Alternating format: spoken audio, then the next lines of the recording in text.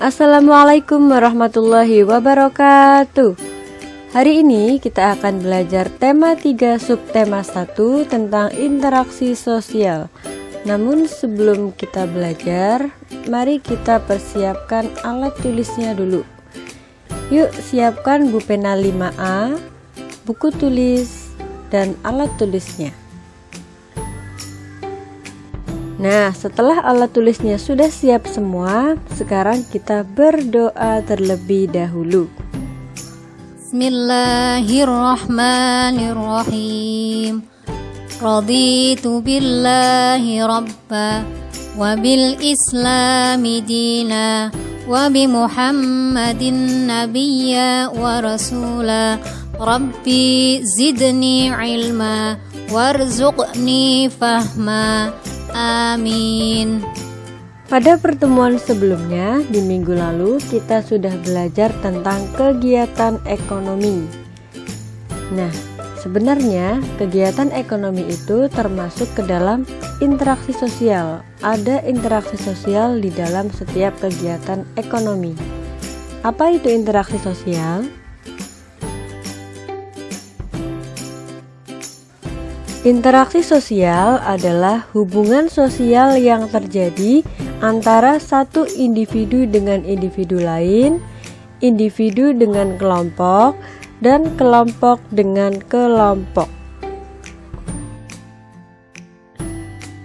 Untuk lebih jelasnya, Ustazah berikan beberapa gambar atau contoh yang terkait dengan interaksi sosial. Yang pertama, contohnya adalah individu dengan individu lain atau satu orang dengan orang yang lain. Ini ada contoh gambarnya. Kalau di kehidupan sehari-hari itu seperti kalau kalian ngobrol dengan teman kalian sendiri, itu namanya interaksi sosial antara individu dengan individu lain. Kemudian yang kedua ada contoh interaksi sosial antara individu dengan kelompok.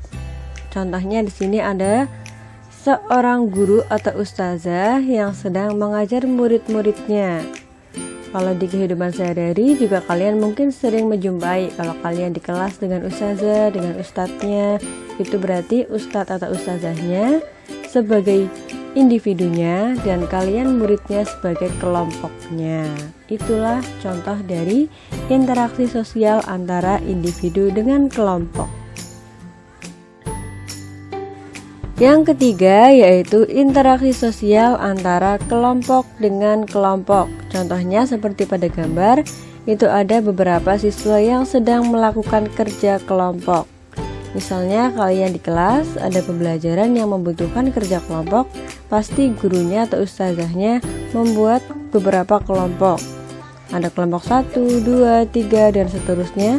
Nanti setiap kelompoknya itu pasti berinteraksi atau berhubungan satu sama lain, entah itu untuk menanyakan tugasnya atau pendapat masing-masing kelompok. Itu adalah contoh dari interaksi antara kelompok dengan kelompok. Nah, interaksi sosial itu tidak hanya terjadi antara manusia dengan manusia lainnya, namun interaksi sosial juga terjadi antara manusia dengan lingkungan di sekitarnya. Contohnya adalah seperti yang kita bahas minggu lalu, yaitu kegiatan ekonomi atau pekerjaan orang itu pasti dipengaruhi oleh kondisi lingkungannya. Jadi kalau misal tinggal di daerah pegunungan, pekerjaannya disesuaikan. Tinggal di pantai, pekerjaannya juga disesuaikan. Maka dari itu ada hubungan atau interaksi antara manusia dengan lingkungannya. Untuk memperjelas, ini ada gambarnya, ada contohnya. Jadi kalau misalnya seperti pada gambar ini, kalau masyarakat yang tinggal di dataran tinggi, daerah pegunungan, itu pasti menyesuaikan lingkungannya. Jadi pekerjaannya adalah sebagai pemetik teh, petani teh, dan lain-lain. Contoh yang kedua, misalnya ada penduduk yang tinggal di daerah pantai. Jadi penduduk tersebut juga berhubungan dengan lingkungannya. Kalau tinggalnya di pantai, otomatis pekerjaannya adalah yang berhubungan dengan pantai. Contohnya adalah nelayan seperti yang ada pada gambar. Nah, untuk yang ketiga yaitu contoh dari interaksi sosial antara manusia dengan lingkungannya di dataran rendah. Karena penduduknya tinggal di dataran rendah, otomatis harus menyesuaikan lingkungannya. Jadi pekerjaan yang sesuai adalah menjadi pegawai di pabrik-pabrik atau di bidang perindustrian.